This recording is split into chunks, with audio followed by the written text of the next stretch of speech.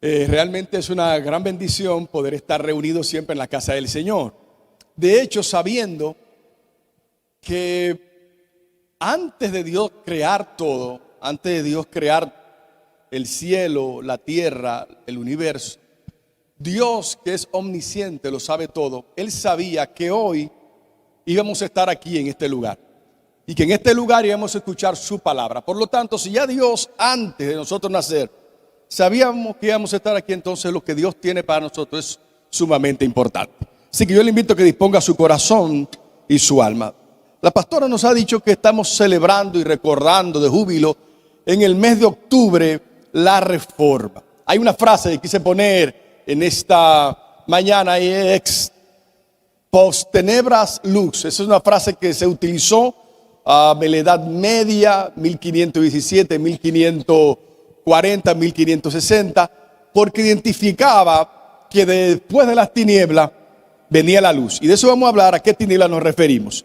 Y yo quisiera continuar con la siguiente diapositiva. Hace 506 años, que en 1517, Martín Lutero, muy reformador, clavó las 95 tesis, 95 opiniones, porque él decía que la palabra de Dios era suficiente. Así que yo le invito a que por favor me tenga paciencia estos minutos y recorramos un poco de historia para que entendamos por qué hemos llegado hasta acá nosotros como cristianos. Por ejemplo, el 31 de octubre de todos los años hubo una ley que determina que es un día de regocijo para todos los cristianos aquí en la República Dominicana. Es decir, que no solamente es el hecho de nosotros como creyentes compartir el evangelio con otros, sino que también podemos influenciar la cultura a medida que entramos en política. Así que por una ley, todos los años, el 31 de octubre, se celebra el día de regocijo nacional. No solamente como ley nacional, sino también como ley local. Como decía la pastora en la Cámara de los Regidores, se dio la moción, y también para Santiago es un día de regocijo para todos los evangélicos protestantes. Así que gocémonos en esta fecha. Y qué bueno que es justamente 31 de octubre. ¿Por qué? Porque hay una cultura, por ejemplo, en Estados Unidos se celebra el Día de la Muerte, Halloween. Qué bueno que esta cultura ha cambiado, porque en años atrás, recuerdo unos 10 años, 8 años atrás, hasta las tiendas de venta, los supermercados, ponían telaraña, ponían colores mamey, ponían calabaza celebrando el Día de la Muerte. Qué bueno que ya hoy no vemos eso, porque nosotros los cristianos decimos que eso es muerte y nosotros celebramos la vida que es Cristo. Gloria a Dios por eso. Celebrémonos con gozo entonces.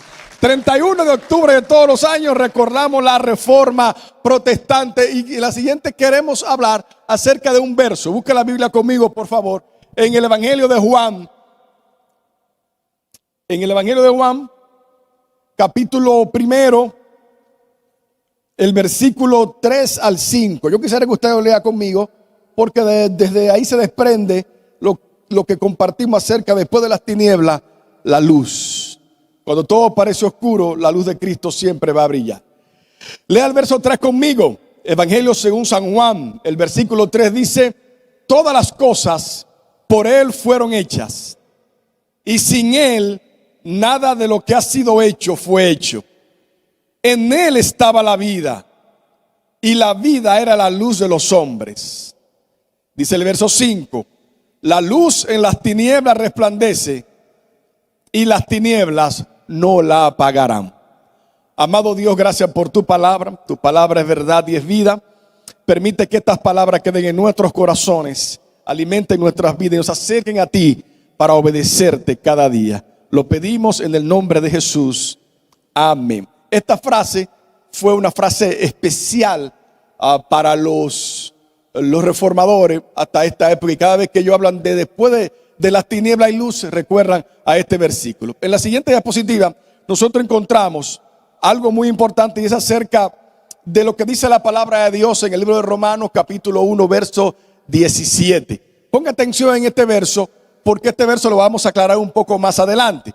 Romanos 1:17 dice: porque en el evangelio la justicia de Dios se revela por fe y para fe, como está escrito: el justo por la fe vivirá. Continuamos la siguiente. Pasa lo siguiente en esta diapositiva, si la podemos poner. Imagínense lo siguiente, la línea de tiempo, podemos tenerla. Pero en la línea de tiempo, hubo un momento en esa línea de tiempo que Dios creó todas las cosas. Pero sabemos que un día van a terminar todas las cosas en la segunda venida de Cristo, cuando Cristo llegue. Pero Cristo dividió la historia. Se habla antes de Cristo y después de Cristo. Antes de Cristo hablamos del Antiguo Testamento. ¿Se recuerdan lo que Ariel exponía la semana pasada acerca de lo que dice el libro de Daniel que hemos estado estudiando? De esa profecía cuando el pueblo de Israel estaba cautivo, pero que Dios le había dicho que volverían otra vez. Y que aunque hubiera imperios como el imperio babilónico, el imperio medio persa, el imperio griego, el imperio romano, vendría una piedra que destruiría esa imagen. Se refería a Jesús, que vendría a romper todo el evangelio, que vendría a cambiar y a gobernar sobre la humanidad. Cristo vino a hacerlo. Pero ¿qué sucede? Que después que Cristo murió y resucitó, entramos a una etapa a la cual se le llama el período o la etapa apostólica. Del año 33 más o menos, Cristo muere en el año 30. Hasta el año 100 se escriben los evangelios. También se escriben las cartas del apóstol Pablo. La iglesia se establece y el imperio romano es permeado por la verdad del evangelio. O sea, el imperio romano, imagínense en ese tiempo, donde cada cual tenía su propia religión, donde cada cual tenía sus propios ídolos, donde toda la cultura era contraria a Dios, cada cual hacía lo que quería, los emperadores eran venerados, cada cual tenía cultura. De hecho, era tan terrible y tan malvada la cultura romana que tenían templos donde las sacerdotisas eran mujeres y practicaban prostitución. No solamente prostitución de mujeres, también prostitución de hombres. La homosexualidad era algo común, la idolatría, la hechicería, la brujería. Imagínense una cultura en ese nivel. De hecho, las mujeres no tenían lugar, los hombres eran lo más importante, las mujeres no tenían dignidad, habían esclavos. Y si usted era esclavo en aquella ocasión, el amo podía hacer con usted lo que él quería, podía matarlo, podía destruirlo, podía arruinarlo, no importa lo que podría hacer. La esclavitud, el paganismo, el pecado, la idolatría era algo real en aquella cultura. Tanto así que cuando el cristianismo va llegando, va entrando, va permeando el imperio romano, comienzan a romperse las estructuras. ¿Por qué? Porque el cristianismo, en vez de que Nerón, que era el emperador, o cualquier César era el emperador y quería devoción, los cristianos no se inclinaban a la estatua del emperador. Sin embargo, el emperador pensaba que era Dios. ¿Qué hacían los emperadores entonces? Que a esos que no querían obedecerlo y servirlo, lo mandaba a matar. Los cristianos eran perseguidos. Si usted tiene la oportunidad de ir a Italia, en Roma, usted va a encontrar el Coliseo romano, una estructura enorme, pero ahí se llevaban los cristianos, se lanzaban a los leones, se mataban, se le prendía fuego en la hoguera. ¿Por qué? Porque ellos decían que Nerón no era el rey, que el emperador no era el rey, que el rey de ellos era Jesucristo, el rey de reyes y señor de señores. Aleluya. Evidentemente esa verdad rompía con la estructura y lo común que era. Y así que a los cristianos, como creían solamente en Dios, se le llamaba ateo. ¿Por qué se le decía ateo a los cristianos? Porque decían que ellos solamente creían en un solo Dios. Son como que creen en un solo Dios cuando todo el mundo tiene dioses por doquier. La diosa Diana, la diosa Pagano, está Júpiter, está Hércules, todos los dioses del Olimpo, de la mitología griega y de la mitología romana. Imagínense esa cultura donde el evangelio comenzó a decir que no, que solamente Jesucristo es el Rey de Reyes y Señor de Señores. Y el apóstol Pablo le escribe y dice: porque no hay un nombre ni en el cielo, ni en la tierra, ni debajo de la tierra, como el de nuestro Señor Jesucristo. Y toda lengua confesará que Jesucristo es el Señor. Esas verdades, aunque habían tinieblas, la luz del evangelio siempre ha brillado, hermano. Aunque una cultura perversa y maligna, donde aún los cristianos daban su vida por lo que creían, el evangelio sigue brillando, porque las tinieblas jamás podrán apagar la luz del evangelio. Nunca lo van a hacer, ni lo hicieron antes, ni lo harán ahora. El evangelio es permanente. Y yo quisiera que tengamos este pensamiento en nuestros corazones. Seguimos con la diapositiva y las presentaciones. Después de esta era, a la cual le llamamos la era apostólica, donde el cristianismo comenzó a crecer, a desarrollarse, a involucrarse, a cambiar la estructura. Mire de qué manera cambió el evangelio la estructura. Que de repente los que eran amos, los que eran de la casta más alta, no podían juntarse con los esclavos. Eso era imposible, porque eso había demasiada separación entre una clase y otra, tanto política como económica. Así que si usted era un esclavo, nosotros no podíamos juntarnos, ni siquiera comer junto a nuestro amo. El amo hacía lo que quería y había un lugar para comer en el patio. Si el amo quería a las 3 de la mañana que nos levantáramos y buscáramos agua no sé dónde, había que hacerlo. Un esclavo no tenía vida. Así que cuando el evangelio llega, le dice: Cristo rompe todas las cadenas del pecado y de la esclavitud. Él te hace libre. El evangelio comenzó a dar esperanza a aquellos que no tenían esperanza. El evangelio comenzó a penetrar en las partes más bajas, pero también en las altas. ¿Por qué? Porque cuando un amo veía a un cristiano o a una cristiana que se convertían y amaban al Señor y vivían de manera diferente y tenían sentido de su vida y adoraban a un Dios diferente, los mismos amos se reunían entonces en los cultos que lo hacían en diferentes lugares. ¿Y sabe qué pasaba cuando se reunían? Que el amo y el esclavo ya no eran amo y esclavo, ahora eran hermanos. Y eso comenzó a romper, a seccionar y a quebrar todo un imperio, toda una cultura. ¿Qué pasaba también con la infancia? Que en Roma, por lo regular, por la herencia, los hombres eran los que tenían la herencia. ¿Qué hacían entonces con las niñas cuando nacían? Que muchos de los padres, cuando tenían sus esposas, que eran muchas veces esclavas, los amos hacían era que cuando la esposa tenía y daba a luz una hembra, ¿qué hacía con ella? La tomaba por una pierna y la tiraba por el retrete. Había un basurero de niñas en toda Roma. ¿Qué hacían los cristianos? Los cristianos adoptaban muchos niños. ¿Qué hacía el imperio romano con los ancianos, con los envejecientes? Que el envejeciente ya no podía valerse por sí mismo, por lo tanto no valía mucho, no tenía sentido. ¿Qué hacían? Lo descartaban. Eran personas que eran también apartadas y de hecho había lugares para que pudieran morir también los ancianos. ¿Qué hacían los cristianos? Que por amor al Señor iban y ayudaban a los ancianos. Cuando habían plagas de enfermedades, que las enfermedades eran, imagínense, no habían tanto antibióticos como el día de hoy, ni tanto medicamentos. Cuando estaba una plaga, todo el mundo se iba. ¿Qué hacían los romanos? Ellos huían de un lugar a otro de la plaga. ¿Qué hacían los cristianos? Se quedaban creyendo que el Señor podía sanar y podía cambiar. El evangelio no ha cambiado y el cristianismo tampoco. Lo hacíamos antes, también lo hacemos hoy en día. Los orfanatos, ¿quiénes son los fundadores de ellos?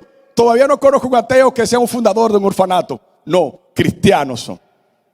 También los geriátricos, ¿quiénes son los fundadores? Evidentemente también los cristianos somos fundadores de esto. Así que el cristianismo ha permeado la historia. La siguiente época o periodo después de la apostólica pasó lo siguiente. Mientras el evangelio iba creciendo y los imperios romanos también se iba desarrollando, ¿qué hicieron muchos? Que dijeron, bueno, un emperador llamado Constantino, aproximadamente en el año 313, dijo, no, espérate, yo no puedo seguir persiguiendo a los cristianos porque mientras más los persigo, más se multiplican. Mientras más los oprimo, más crecen. El imperio está lleno de cristianos. Por donde quiera hay cristianos. Yo voy a hacer lo contrario. Yo voy a dar un edicto. Se le llamó el edicto de Milán. Voy a dar una orden, un decreto. Ahora todo el mundo será cristiano. Y el que no sea cristiano va a morir. Mira cómo cambió la cosa. Por situación política. Sin embargo, el cristianismo permeó esa cultura. Así que Constantino, pensando en ser un emperador para gobernar sobre todo, impuso el cristianismo. Lamentablemente, el cristianismo venía con muchos milagros, muchas señales, mucha salvación. ¿Qué hicieron? Que los templos paganos, aquí pónganme atención, después de ese año se le llamó el oscurantismo cristiano. Porque ¿qué hicieron mucho? Para que el emperador y el ejército no lo matara porque tenían otra religión y no el cristianismo. ¿Qué hicieron? Fueron inteligentes. Lo que hicieron fue lo siguiente.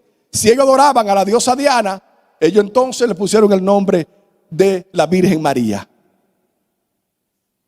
Si adoraban a Apolo o a Hércules o a Zeus, esos dioses paganos, ¿qué comenzaron a hacer en esos templos? Comenzaron a ponerle el nombre de cristiano. Entonces comenzaron a adorar a Pedro, a Juan y a todos los profetas y a todos los cristianos. Entonces la idolatría comenzó a tomar nombre del cristianismo. Comenzaron a adorar ídolos, cosas que no se hacían. Se comenzó a adorar imágenes. Se comenzó a adorar los templos. Antes los cristianos no se reunían como estamos nosotros de manera expositiva. Los cristianos se reunían a la orilla del río. ¿Se recuerdan cuando el apóstol Pablo le predicó a Lidia?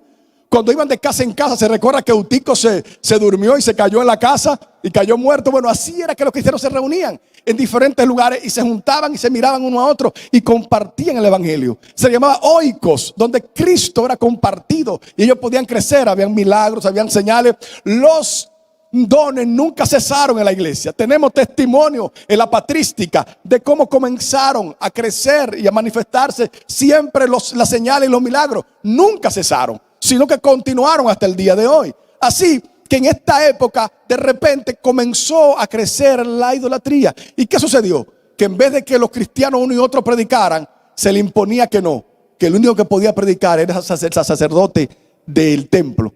Así que los sacerdotes comenzaron ellos a tener su propio dominio sobre toda la población. Así que de repente vino el Papa, y el Papa era el que gobernaba. Nadie podía interpretar la Escritura, solamente ellos. Así que lamentablemente la verdad, el fluir del cristianismo comenzó a entrar en una oscuridad terrible. Seguimos en la diapositiva. Pero no solamente esto, entramos entonces a otro periodo acerca de lo que es la verdad histórica, que no solamente yo era cristiana, sino que a medida que en Europa, en todas las congregaciones, en todas las iglesias, había una corrupción, una perversidad. ¿Por qué? Porque un sacerdote quería quitar a otro sacerdote, un papa quería quitar a otro papa, y así por el estilo comenzaba uno a otro a ver perfidia, traición, engaño. Y en ese movimiento Dios levantó a un hombre llamado Pedro Baldo. Eso fue en Lyon, en Francia. Y él, siendo muy rico, un mercader, dejó todo lo que tenía y dijo: no, yo voy a predicar a Cristo, yo voy a llevar la palabra de Dios. Así que en Italia se levantó un movimiento llamado los valdenses. Eso fue por allá por el 1140 más o menos, la Edad Media. Y él comenzó a predicar y estaba en contra del papado. Él murió o lo mataron por causa de su fe. Pero Juan Wycliffe, eso fue en Inglaterra. Él también fue el que publicó la traducción en inglés de la Biblia conocida como la Vulgata, que era solamente en latín. Él la tradujo y él también fue perseguido y fue muerto en Inglaterra. Pero no solamente en Inglaterra, sigue la siguiente diapositiva. Jerónimo Savonarola también en Florencia fue muerto por causa de Cristo. O sea, aunque hubo un periodo de mucha oscuridad, de mucha idolatría y mucho paganismo, siempre Dios levantaba hombres, mujeres, familias que amaban a Dios. Escúchenme, el remanente del Señor nunca se ha perdido. El propio Cristo lo dijo en el libro de Mateo, que las puertas del infierno no prevalecerían contra la iglesia. El Señor mantendría un grupo de gente que le iba a ser fiel, que iba a amarlo con todo su corazón, que iba a entregar su vida si era posible, pero jamás negarían a Cristo. Siempre hubo un grupo así. Así que no solamente Jerónimo Savonarola también murió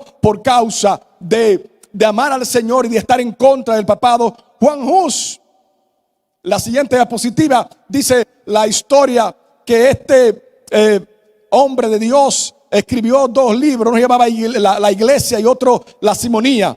¿Por qué Simonía? Simonía es lo que leemos en el libro de Hechos, capítulo 8. ¿Se recuerdan? Cuando el apóstol Pablo y los discípulos llegaron a Samaria y comenzaron a imponer las manos y la gente recibía el Espíritu Santo. Este mago, cuando ve esto, ¿qué hace Simón el mago? Dice: pero espérate, esta gente cuando ponen las manos hay milagros, hay señales, el Espíritu Santo cae sobre la gente. Yo quiero eso. Él pensaba que era magia, pero no sabía que era el poder del Espíritu Santo. Así que este Simón el mago, dice la palabra de Dios en Hechos capítulo 8, se acercó a Pedro, a Pedro y le dice: yo quiero que ustedes me vendan eso que ustedes tienen. Y Pedro dice, fijando los ojos en él, le dijo: hijo del diablo, grande es tu maldad.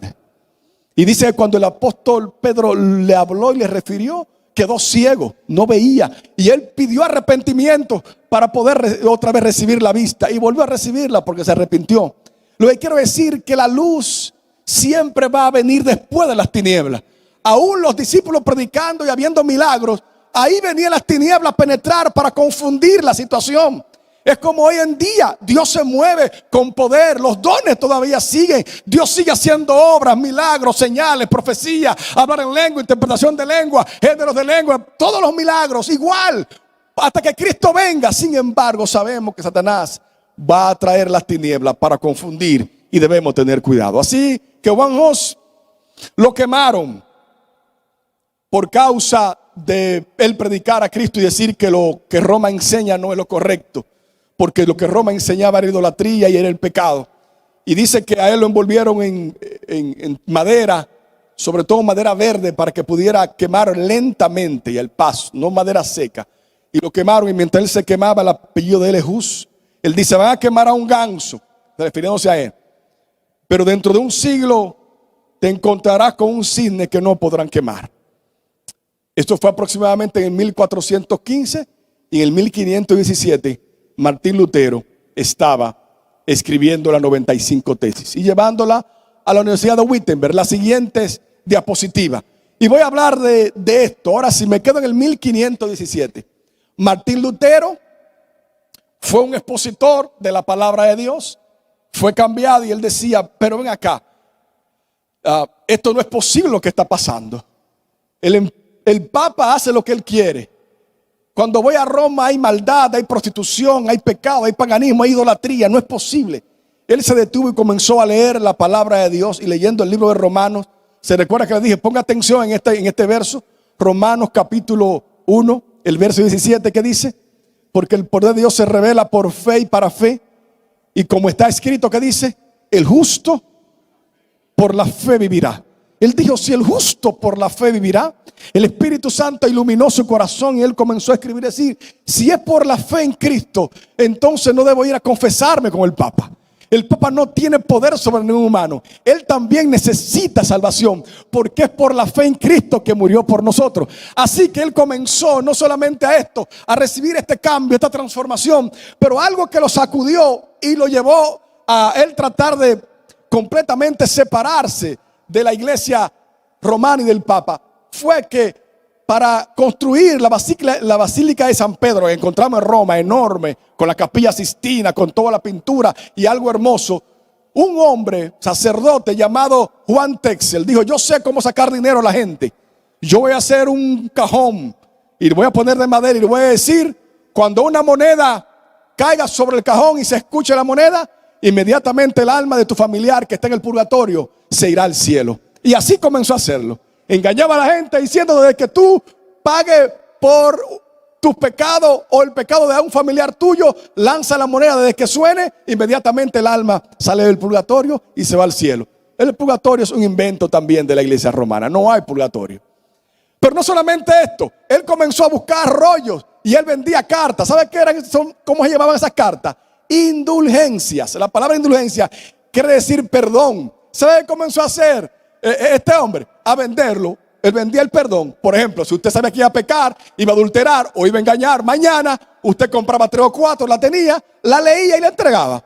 Se vendían, imposible. Usted dice: pero ¿cómo va a ser? Era por la ignorancia de la gente. Se vendían indulgencia. Cuando Martín Lutero entiende esto y lo ve, dice: no es posible. Y él comienza a escribir 95 tesis, una por una opinión. No estoy de acuerdo con el papado. No estoy de acuerdo con lo que dice el Papa. No estoy de acuerdo con lo que Juan Texel hace. No es posible que se compre perdón. Nadie puede perdonar pecado. Solamente Cristo es el que perdona. Solamente Cristo es el que salva. Y comenzó a dar una tesis, la clavaban y la mandaban. Y la imprenta de Juan Gutenberg comenzó a imprimir toda esta documentación. Y el cristianismo, la verdad de Martín Lutero, comenzaron a crecer y desarrollarse, tanto así que no solamente Martín Lutero en Alemania, sino que Europa comenzó a ser renovada.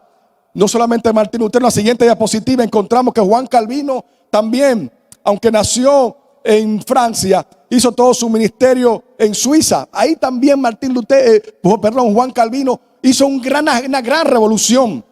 Fue pastor en Ginebra, en Suiza. Pero no solamente él. La siguiente diapositiva dice Ulrico Zwinglio también en Zurich. O sea, toda Europa, Dios seguía levantando hombres uno y otro. No solamente él. John Knox, si seguimos la siguiente diapositiva, John Knox en el 1505 también en Inglaterra fue y llevó la palabra del Señor, y toda Inglaterra fue tocada por la verdad de la palabra de Dios. Ahora, ¿qué hizo Roma al ver que habían limitaciones, que habían cambios, que todos los países, que todas las personas podrían ir de un lugar a otro y conocer el verdadero evangelio? ¿Sabe qué hizo? Bueno, pues entonces la Iglesia Católica hizo lo que se le llama la contrarreforma.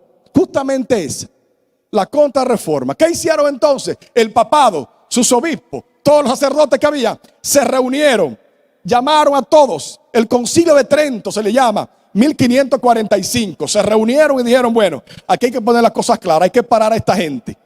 hay que detenerla, hay que buscar la forma de cómo poder romper esto. Así que ellos comenzaron a tratar de traer algunas verdades para aclararla. ¿Y sabe cuáles fueron esas verdades? En la siguiente diapositiva la encontramos. Fue lo siguiente. Ellos dijeron, bueno, vamos a dejar algunas cosas. Número uno, la validez de las buenas obras. El catolicismo dice que si usted hace buenas obras es salvo. No importa cómo viva. Si usted le da al pobre, si usted le da comida al que no tiene, con eso es salvo. No importa cómo usted vive. Sabemos que eso no tiene sentido, porque debe ser coherente sus acciones con su fe.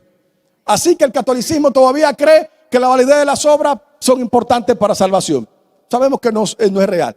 El culto a la Virgen y a los santos, todavía. O sea, todos esos, bueno, de hecho, yo pregunto, si usted va a, qué sé yo, a África, Haití que está cerca, y practican el vudú, y usted va a ver un altar a quienes adoran los hechiceros, los brujos, los que leen la mano, ¿qué es lo que hay en la santería? Los nombres, escúchenme los nombres que tiene. La Virgen María, Sagrado Corazón de Jesús, San Miguel. Pero por favor, son paganos, idólatras, adorando demonios, pero toman nombres cristianos. Todavía la reforma tiene que continuar, no ha terminado. Hoy todavía tenemos que seguir diciendo que solo Cristo salva, ¿sí? Hay que continuar con eso. Así que la iglesia romana lo hizo. El culto a María y a los santos. ¿Por qué? Porque cada papa decía que era un santo. Así que había que canonizar a un papa. Todavía se están canonizando gente y van a seguir. Lo había que canonizarlo porque eran virtuosos, eran especiales, eran más. Cuando la palabra de Dios dice que todos somos santos. ¿Usted quiere ver santo en esta mañana? Mire a su lado, mire adelante, mire atrás. Va a encontrar gente santa, lavada con la sangre de Jesús, lavada con la sangre de Cristo.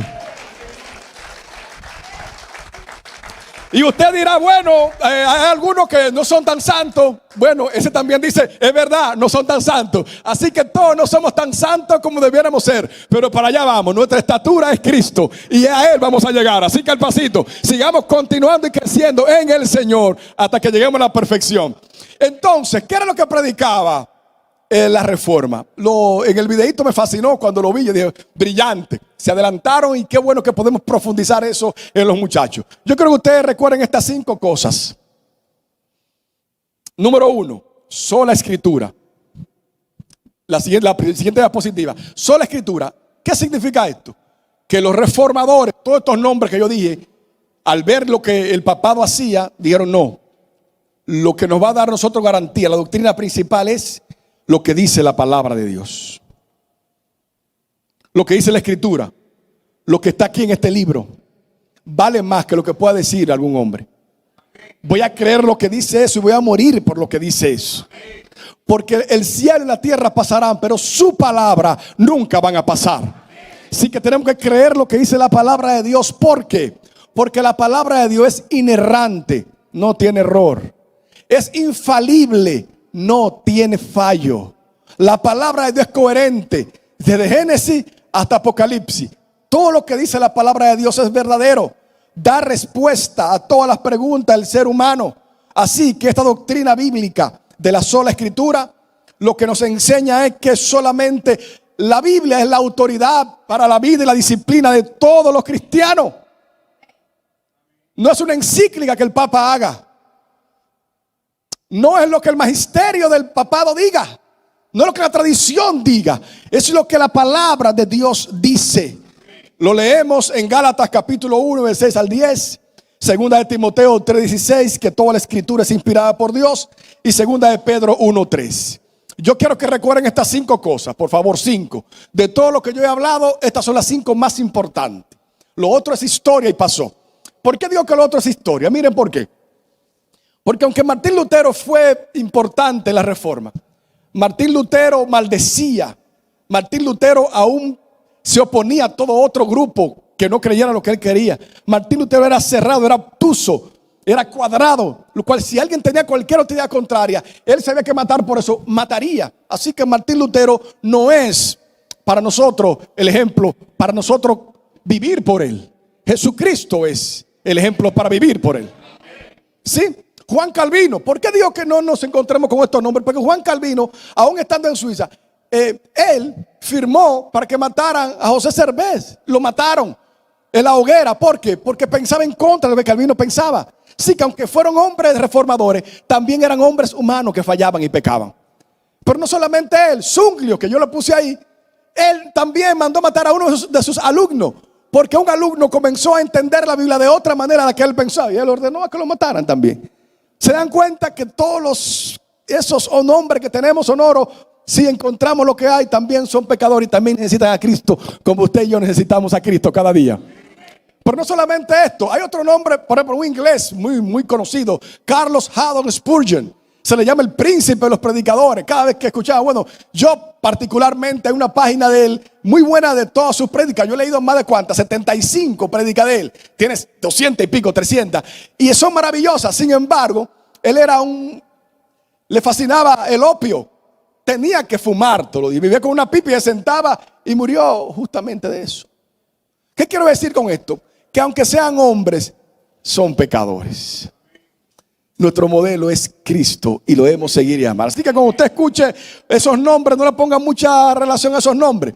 Póngale atención a lo que dice la palabra de Dios. Número 1, la sola escritura. Recuérdense 5 cosas. Lo voy a repetir de aquí en adelante. 5. Número 1, lo más importante es la escritura. Número 2, la gracia de Dios. Somos salvos por la gracia de Dios. Nadie que está aquí es salvo porque lo compró, porque lo ganó, ni porque lo merece. Nadie. Usted es salvo por la gracia de Dios. Sola, única y exclusivamente por la gracia de Dios. Esta doctrina bíblica afirma que la salvación es únicamente por la gracia de Dios y que somos rescatados de su ira solamente por su gracia. Gracias al sacrificio de Cristo en la cruz somos salvos. Él hizo el trabajo sobrenatural para salvarnos. Si lo lee en Efesios capítulo 2 versículo 8 lo dice. Porque por gracia somos salvos. Y esto no es de nosotros, pues es un regalo de Dios para nosotros. ¿Se da cuenta? Usted no lo merecía y el Señor le dio un regalo. Así que solamente la gracia. Lo segundo que quiero que recordemos. No es que usted vaya al Santo Cerro a pie. No es que usted haga una promesa, no sé, niño de Atocha, cuánta tontería hay. No es que usted guarde un resguardo, una orejita y la guarde en la cartera. No es que usted vaya donde un brujo, un agorero y se debe una toma. Eso no lo va a salvar, ni lo va a proteger, ni lo va a ayudar. Por el contrario, va a abrir las puertas para que usted le sirva a demonios. Yo le estoy diciendo en esta mañana que aquí está el verdadero Rey de Reyes, Señor de Señores y Salvador del mundo, Jesucristo. A Él adoramos, a Él servimos y por Él vivimos. Él es nuestro Salvador. Así que dije sola escritura, sola gracia, pero sola fe. Somos salvos por la fe. ¿Por la fe en quién? Por la fe en Cristo, no por la fe nada más. Yo quiero que estemos claros en esto. Hay gente que dice yo tengo fe. Sí, yo tengo fe. Sí, pero tiene fe en el vaso de agua que pone en su casa. Tienen fe en la herradura que pone en la puerta. Sí, hay gente que tiene fe, pero tiene fe a la mata de sábila que puso. Sí, tienen fe porque habla en la Biblia en el Salmo 91. Sí, tienen fe, pero ¿fe en qué? Esa fe es vana, no tiene sentido. La fe que salva es la fe en Cristo, aquel que murió en el Calvario, derramó su sangre y nos lava. De eso se trata, tener fe. Fe en que Cristo cumplió, murió, derramó su sangre, nos justificó. Eso es la fe. La fe es creer que por lo que Cristo hizo, por los méritos de Cristo, son aplicados a nosotros y ahora somos perdonados. Le voy a decir algo por si no lo sabía. Cuando hablamos por fe y hablamos de justificación, es como si usted y yo estuviéramos delante de un juez. Yo pregunto, si usted está delante de Dios, ¿usted podrá decir que nunca ha pecado? Una pregunta, ¿usted ha mentido alguna vez en su vida? Pues ya usted merece el infierno por toda la eternidad. ¿Usted ha robado en alguna ocasión? Algunos me dirán no. ¿Usted no ha entrado a la nevera y ha tomado refresco y después dice que no es el suyo? La comida de la casa, la carne, y de a poco usted dijo, si usted ha robado, yo sé que muchos se ríen inculpándose. también merecen eternamente la perdición eterna. Si usted ha codiciado en algún momento, ha codiciado a otra persona, el sexo opuesto, lo ha codiciado, lujuria, lascivia. Entonces, si usted ha visto a alguien con lujuria y lascivia, usted ha pecado. Ya porque con el pensamiento, dice Cristo, usted ya adulteró. Entonces usted merece la perdición eterna. Así que todos los que estamos aquí y los que nos están viendo por las redes sociales merecen el castigo eterno. Y estamos frente al juez. El juez es Dios. Y Él es justo y es santo y es perfecto. Así que Él, siendo justo, le va a dar la condena. Y la condena es la perdición eterna en el lago de fuego. Sin embargo, aquí viene porque creemos en la fe. Creemos por la fe que Jesucristo en la cruz del Calvario recibió el castigo por nuestros pecados.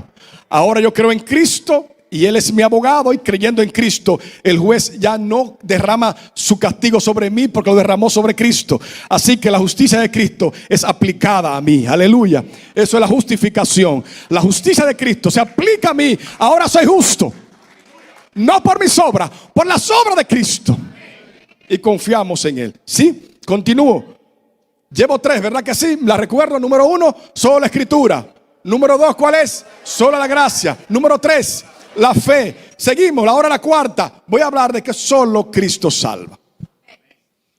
¿Por qué digo que solo Cristo salva? Porque ni María, ni Pedro, ni Juan, ni José, ni ningún otro de los cristianos podían salvar. De hecho, ellos fueron salvos porque Cristo murió por ellos. O sea, no hay otro camino, no hay otro medio. Y usted me dirá, Josué, y de tantas religiones que hay en el mundo, ¿todas están equivocadas? Eso es lo que estoy diciendo en esta mañana. Todas las demás religiones, escúcheme lo que le voy a decir. El evangelio es excluyente. Solo Cristo salva. Ni Mahoma, ni Alá, ni Buda, ni Siddhartha Gautama, ninguna otra religión del budismo, del hinduismo, ni la ciencia, ni la filosofía, ni tus argumentos, ni el ateísmo, ninguna religión salva. Solo Cristo salva. Más nadie, no hay opción, no hay segunda base, no hay lugar para más nada. Solamente Él. El evangelio es completamente excluyente, solamente Cristo. Pero también es excluyente porque de tal manera amó Dios al mundo que entregó a su único hijo. ¿Para qué? Para que todo aquel que en Él cree no se pierda, mas tenga vida eterna. Aleluya. Es excluyente en el sentido de que solo el evangelio salva, solo Cristo. Y es incluyente que está abierto para todos. Y Cristo murió por todos aquellos que creen en Él. Cristo murió para todos los que creemos en Él. Y aquí quiero llegar en esto de que solo Cristo salva. Al creer que solamente Cristo salva, podemos estar seguros, no podemos tener miedo de que vamos a perder la salvación. Porque si Cristo me salvó, jamás me va a soltar. Dice, yo tengo mis ovejas y nadie podrá arrebatarlo de mi mano. ¿Cuántos están en la mano del Señor, hermano? Si tú estás en la mano del Señor y te salvó, yo pregunto, ¿quién podrá quitarte de la mano del Señor? El apóstol Pablo dice, ¿quién podrá separarnos del amor de Cristo? Tribulación, hambre, espada, desnudez, nada. Ante estas cosas somos más que vencedores por medio de aquel que nos amó. Aleluya. Así es que estamos seguros en Cristo y eso nadie puede arrebatarlo. Ahora, esa salvación de seguridad solamente es mientras estemos en Cristo. Si un pecador dice yo soy salvo, yo lo siento, pero él cree que es salvo.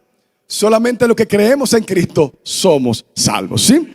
Entonces solo Cristo salva. Y la quinta verdad, lo voy a recordar de nuevo: sola escritura, sola gracia, sola fe, solo Cristo, y solo todo lo que hagamos es para la gloria de Dios. Escúchenme lo que cantan. Cuando cantamos, no cantamos ni tocamos ni para el grupo que está aquí para que se escuche bien, ni para ustedes mismos porque ejecutan bien. Todo lo hacemos ¿para quién? Para la gloria de Dios. Escúchenme ustedes que están sentados. Ustedes vienen los domingos no es para que lo vean o para que haya un culto o un entretenimiento acá. Si ustedes vienen, ¿vienen para qué? Para la gloria de Dios. Yo que estoy aquí me corresponde predicar y enseñar. Si yo trato de predicar y enseñar buscando mi gloria, mi forma o mis ideas, entonces seré completamente destruido por la ira de Dios. Pero cada vez que alguien pueda predicar, debe hacerlo ¿para qué? para la gloria de Dios. Así que todo lo que hagamos, sea de palabra o de hecho, dice Efesios 1, 4 al 6, sea todo ¿para qué? Para la gloria de Dios. Pedro 2, 9 dice, todo debemos hacerlo para la gloria de Dios, para la gloria de Dios, para la gloria de su nombre.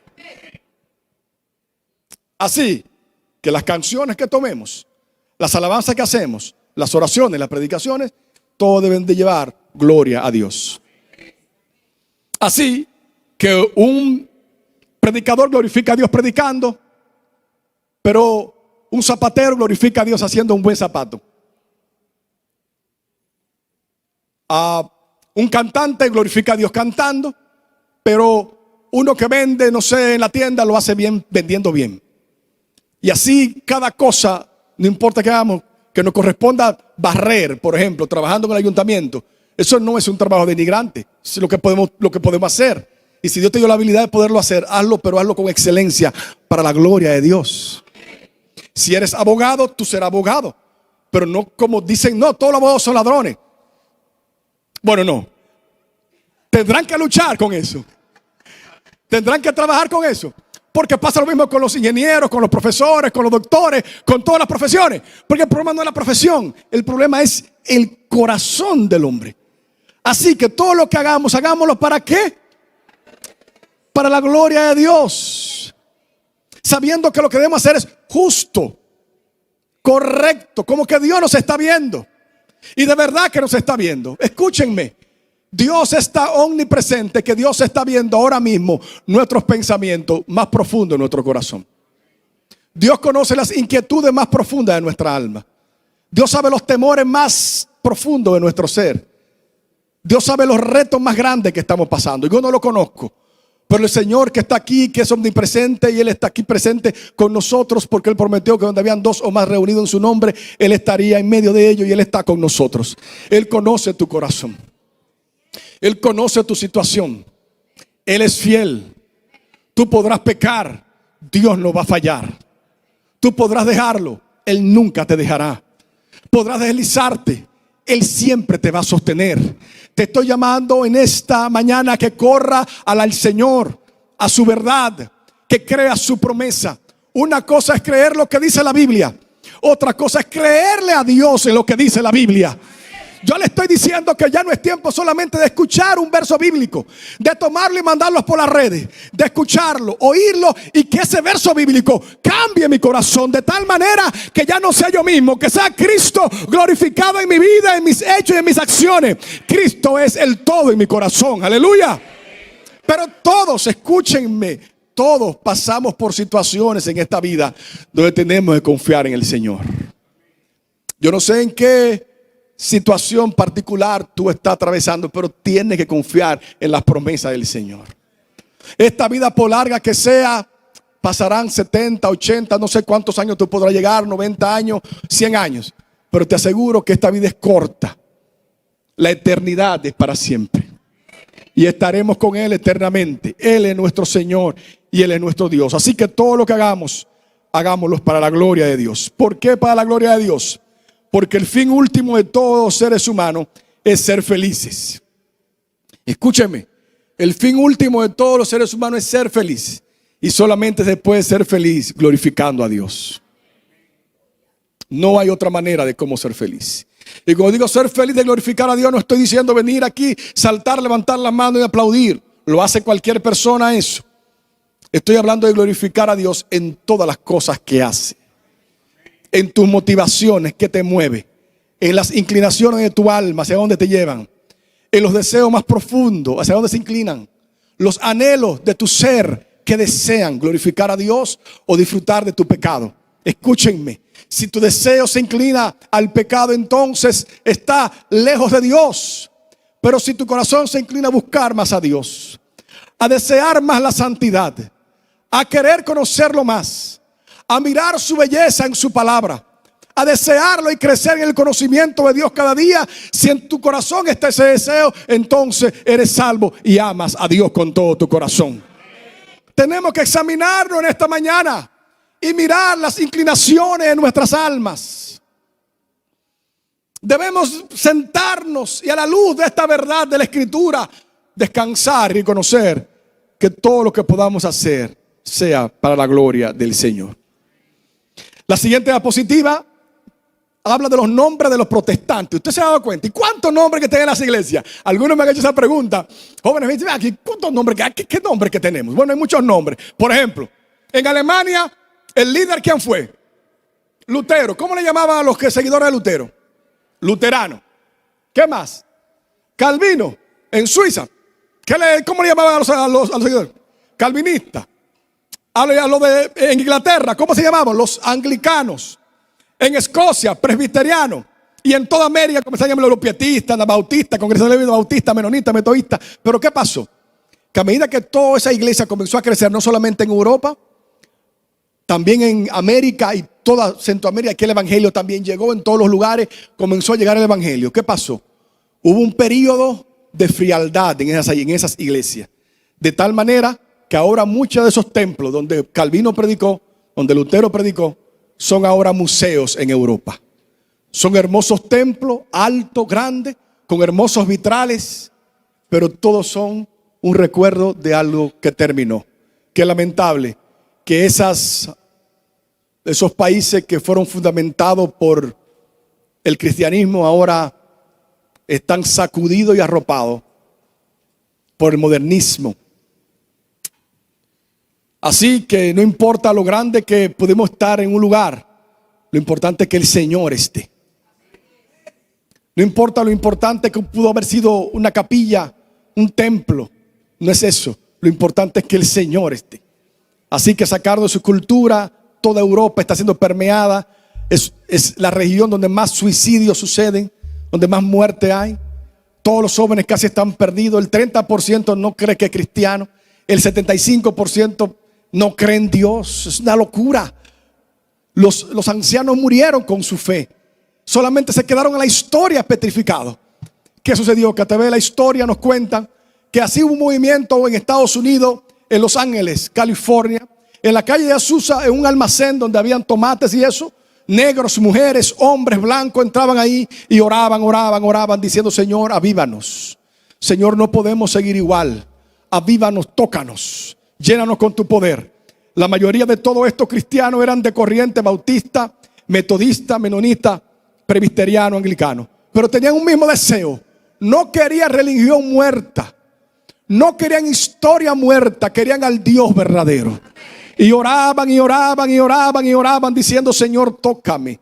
Yo deseo tu presencia. Y dice la historia que de repente sopló el Espíritu Santo en esa reunión. Comenzaron a hablar en lenguas, y no solamente ahí, en Oklahoma, en diferentes lugares comenzaron a haber avivamiento. Personas hablando en lengua, traducción, interpretación de lengua, milagros, señales. El Espíritu Santo comenzó a mover y se le comenzó a decir: hay un nuevo Pentecostés.